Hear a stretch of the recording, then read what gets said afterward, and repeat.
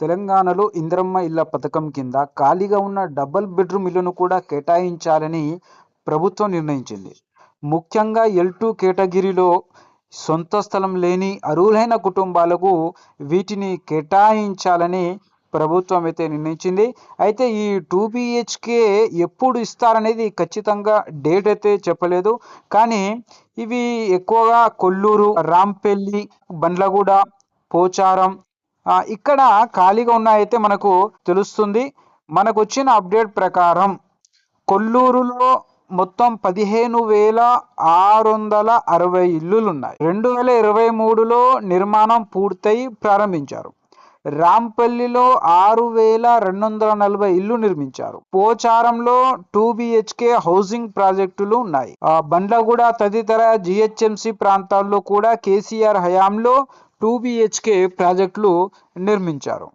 ముఖ్యమైన విషయం ఏంటంటే ఈ ఇళ్లలో ఇప్పుడు ఎన్ని ఖాళీగా ఉన్నాయి, ఎన్ని ఇప్పటికే కేటాయించారు అనే తాజా ప్రాంతాల వారి సంఖ్యను ప్రభుత్వం ప్రస్తుతం స్పష్టంగా ప్రచురించలేదు. అయితే కొల్లూరు, రాంపల్లి, పోచారం, బండ్లగూడ మిగతా మొత్తం కలిపి 12,000 వరకు ఖాళీగా ఉన్నాయి.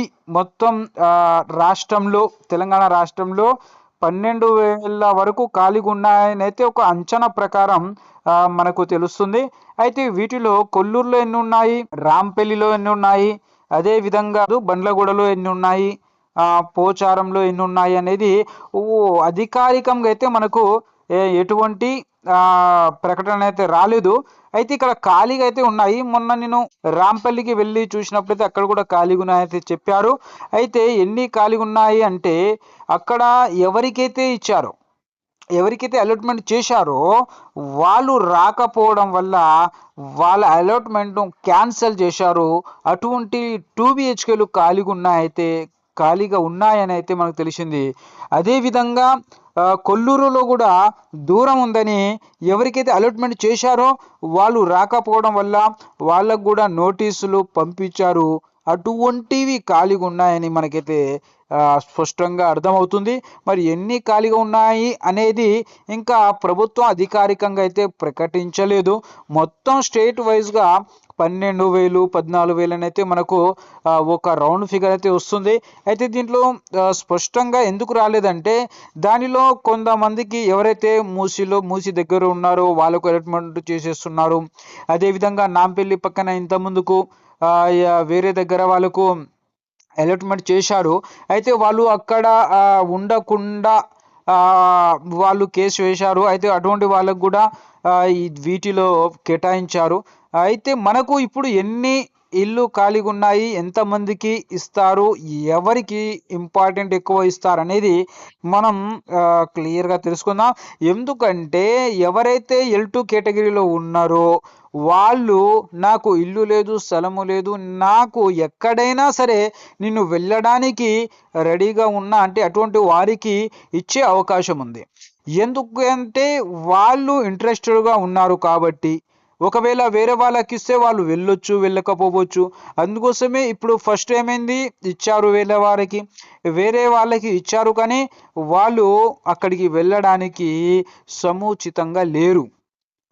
అందువల్ల వాళ్ళ పేరు మీద ఉన్న ఇంటి పట్టాను క్యాన్సల్ చేసి ఇప్పుడు కొత్త వారికి అలాట్మెంట్ చేయాలని చూస్తున్నారు. ఆ కొత్త వాళ్ళలో ప్రజాపాలనకు అప్లై చేసిన వాళ్ళు కూడా చాలా మంది ఉన్నారు. అయితే ఈ ప్రజాపాలన అప్లై చేసిన వారిలో L2 కేటగిరీలో ఉన్నవారు చాలా మంది ఉన్నారు. అయితే ఈ L2 కేటగిరీ ఏంటంటే వాళ్లకు ఇప్పటి వరకు ఎలాంటి స్థలము లేదు, ఎలాంటి ఇల్లు లేదు, వాళ్ళ పేరు మీద ఎలాంటి రిజిస్ట్రేషన్ లేదు. ఇటువంటి వారికి ఇవ్వాలని ప్రభుత్వం నిర్ణయిస్తుంది. ఎందుకంటే ఇప్పుడు L2లో ఉన్న వాళ్ళని L3లో వేశారు. వాళ్ళు ఎవరంటే రికార్డు ప్రకారం వాళ్ళ పేరు మీద కానీ వాళ్ళ కుటుంబ సభ్యుల పేరు మీద కానీ స్థలము కానీ ఇల్లు కానీ రిజిస్ట్రేషన్ అయ్యి ఉంటే అటువంటి వారిని L2 నుండి L3లోకి వేశారు.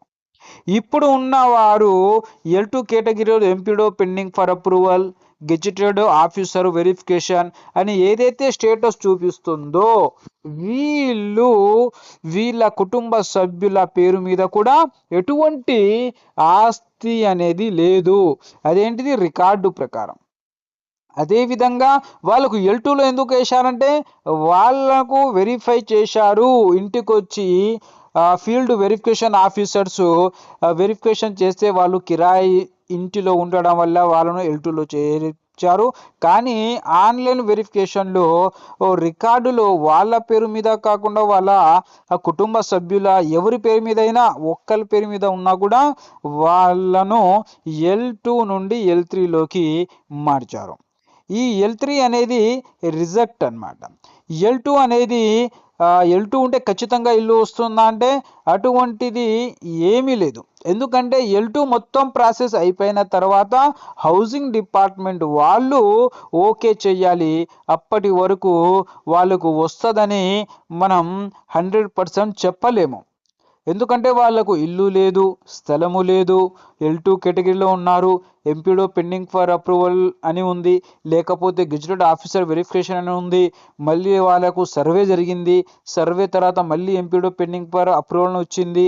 అయితే వాళ్ళకి ఇల్లు ఖచ్చితంగా వస్తుందా అంటే అలాట్మెంట్ అనేది ఎవరు చేస్తారండి? హౌసింగ్ డిపార్ట్మెంట్ వాళ్ళు చేస్తారు. వాళ్ళు అప్రూవల్ చేస్తేనే ఇల్లు వస్తుంది, వాళ్ళు అప్రూవల్ చేయకుంటే ఇల్లు రాదు. అందుకే మనం L2లో ఉంటే మనం ఖచ్చితంగా ఇల్లు వస్తుంది అనే సదుద్దేశంతో ఉండకూడదు.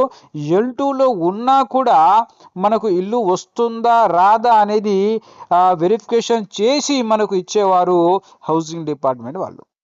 అయితే ఇప్పుడు L2 కేటగిరీలో ఉంటే లాభమా నష్టమా అంటే ఖచ్చితంగా లాభమే. ఎందుకంటే వాళ్ళు అప్రూవల్ అవ్వడానికి దగ్గరలో ఉన్నారు. అయితే వాళ్ళకు ఇల్లు వచ్చే అవకాశం ఖచ్చితంగా ఉంది. కానీ అందరికీ వస్తుందా అంటే రాదు. ఎందుకంటే ఇల్లులు తక్కువగా ఉన్నాయి, అప్లికేషన్స్ ఎక్కువగా ఉన్నాయి. అందరికంటే ప్రభుత్వం ఇవ్వలేదు. అన్ని ఇల్లులు ఉంటే ఖచ్చితంగా ఇవ్వగలుగుతారు, కానీ అందరికీ ఇవ్వలేరు. కాబట్టి ఏం చేస్తారు? ర్యాండమైజేషన్ అయినా లాటరీ పద్ధతి అయినా ద్వారా వాళ్లకు ఇల్లును అందజేస్తారు. ఎవరైతే అర్హులుగా ఉన్నారో వాళ్ళలో లాటరీ తీసి వాళ్ళకు అందజేస్తారనేది మనకొచ్చిన ఒక అప్డేట్ అన్నమాట. అయితే దీనిలో ఏమైనా పేదవాళ్ళలో కూడా ఒంటరి ఆడవాళ్ళు, వితంతువులు, హ్యాండిక్యాప్ అంటే దివ్యాంగులు, వీళ్ళకు ఫస్ట్ ప్రాధాన్యత ఇస్తారని మనకు వచ్చిన అప్డేట్లో తెలుస్తుంది. దాని తర్వాత వేరే వాళ్ళకి ఇస్తారని అయితే అర్థమవుతుంది. ఎవరైతే వితంతువులు ఉన్నారో, ఒంటరి మహిళలు ఉన్నారో, అదేవిధంగా దివ్యాంగులు ఎవరైతే హ్యాండిక్యాప్ ఉన్నారో ఇటువంటి వారికి మొదటి ప్రాధాన్యత ఇస్తారు. ఒకవేళ మీరు ఆ కేటగిరీకి చెందినట్లయితే మీరు ఖచ్చితంగా ప్రయత్నించండి, మీకు వచ్చే అవకాశం ఉంది. అందుకోసమే మీరు ప్రయత్నించండి, కంపల్సరీ మీకు ఇల్లు వచ్చే అవకాశం ఉంది. అయితే కొల్లూరు దగ్గర ఉన్న వాళ్లకు ఎక్కువ ప్రాధాన్యత ఇస్తారనైతే నాకు తెలిసిన అప్డేట్ ప్రకారం. అదేవిధంగా రాంపల్లి దగ్గర ఎవరైతే ఇల్లులు ఉన్నాయో వాళ్ళకు కూడా ఎక్కువ ఇంపార్టెంట్ ప్రాధాన్యత ఇస్తారు. వాళ్ళు ఒకవేళ తక్కువగా ఉంటే వేరే వాళ్ళకు కూడా ఇచ్చే అవకాశం ఉంది. అదేవిధంగా పోచారంలో 2 BHK కాలనీలో అక్కడ కూడా దగ్గరలో ఎవరైతే దీని ఇంద్రమ్మ ఇల్లు కోసం అప్లై చేశారో వాళ్ళు ఒకవేళ తక్కువగా ఉంటే వేరే వాళ్ళకు కూడా ఇచ్చే అవకాశం ఉందని అయితే చెప్తున్నారు. అదేవిధంగా బండ్లగూడకు చెందిన 2 BHK ప్రాజెక్టులో కూడా ఒక్కడ ఏమైనా తక్కువగా ఉంటే వేరే వాళ్ళకు ఇచ్చే అవకాశం ఉంది. దానికోసమని మనం ఏం చేయాలి? ప్రభుత్వాన్ని రిక్వెస్ట్ చేయాలి. రిక్వెస్ట్ చేయాలంటే రిక్వెస్ట్ లెటర్ అనేది ప్రభుత్వానికి మనం ఇచ్చినట్లయితే వాళ్ళకు అర్థమవుతుంది మనం వెళ్ళడానికి సముఖంగా ఉన్నాము, అంగీకరిస్తున్నాము, అక్కడ వెళ్ళడానికి నాకు ఎటువంటి అభ్యంతరము లేదు అని మనం ఒక వినతి పత్రము వాళ్ళకు అందజేసినట్లయితే వాళ్ళు మనకు ఇచ్చే అవకాశం ఉంది. ఫ్రెండ్స్, మీరు ఒకవేళ అప్లై చేసినట్లయితే రిక్వెస్ట్ లెటర్ ఇవ్వకపోతే ఇవ్వండి. ఇంకోటి ఏంటంటే మీరు ప్రయత్నించండి, మీకు వచ్చే అవకాశం అయితే ఉంది. ఓకేనా ఫ్రెండ్స్? ఇలాంటి అప్డేట్స్ మీకోసం ఇస్తూ ఉంటాను. మరి కొత్త అప్డేట్ వస్తే మళ్ళీ మీకోసం కొత్త వీడియో చేస్తాను. అప్పటి వరకు సెలవు. ఎవరైనా సబ్స్క్రైబ్ చేయకుంటే సబ్స్క్రైబ్ చేసుకోండి. ఎవరైనా లైక్ కొట్టకుంటే లైక్ కొట్టండి. ఎవరికి అయితే తెలియదో ఈ ఇన్ఫర్మేషన్ వాళ్ళకి తెలవాలంటే ఈ వీడియోను వాళ్ళకు షేర్ చేయండి. మళ్ళీ కలుద్దాం కొత్త అప్డేట్ తోటి. జై హింద్.